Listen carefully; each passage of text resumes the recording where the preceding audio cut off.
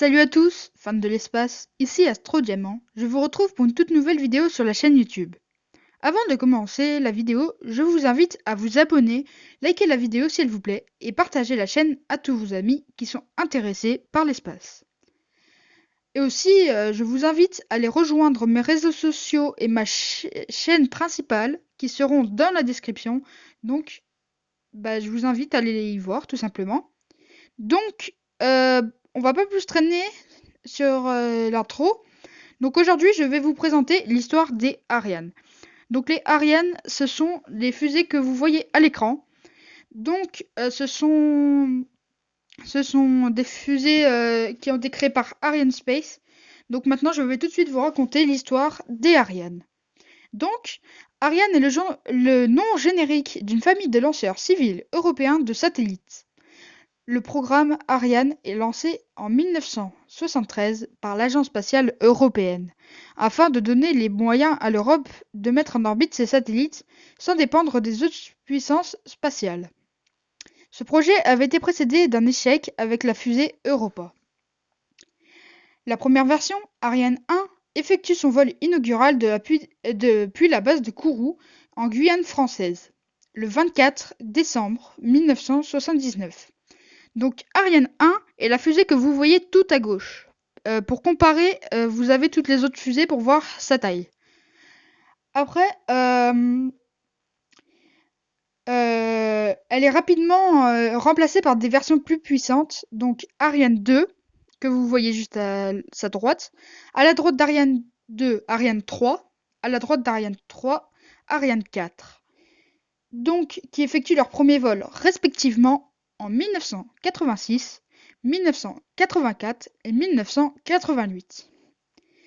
Pour faire face à l'augmentation de la masse des satellites, le lanceur est complètement refondu, donnant naissance à la version Ariane 5 que vous trouvez en 5e position sur votre écran.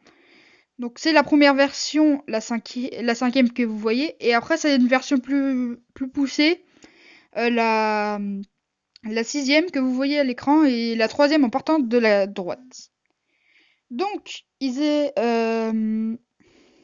du coup, elle est capable de placer maintenant plus de 10,7 tonnes en orbite de transfert géostationnaire. Son premier vol a eu lieu en 1986.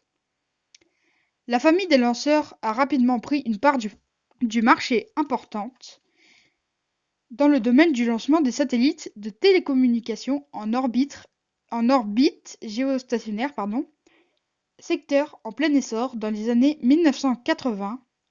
Dans les années 1980.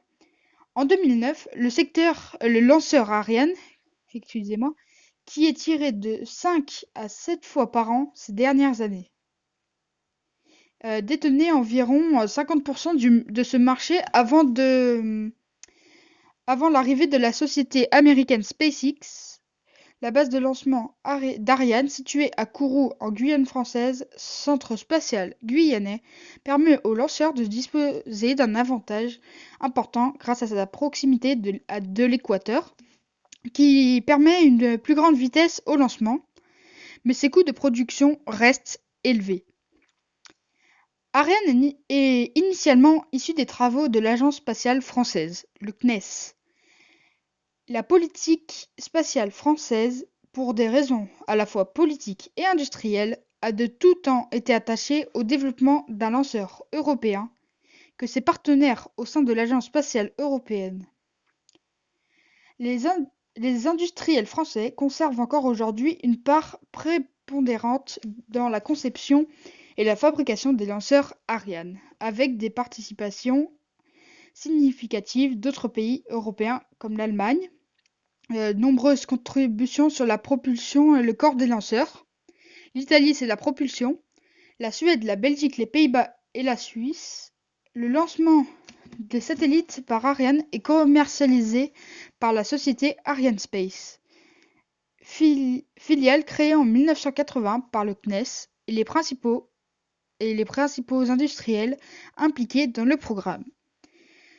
Donc, aussi, dans le futur, Arianespace a prévu de lancer Ariane 6 qui devrait, qui devrait voir le jour, enfin qui devrait être lancé en 2021, car comme vous le savez, il y a eu le coronavirus. Donc avec la crise du coronavirus, euh, le, le, le, le lancement d'Ariane 6 a été reporté un an plus tard. Donc, c'est déjà la fin de cette vidéo.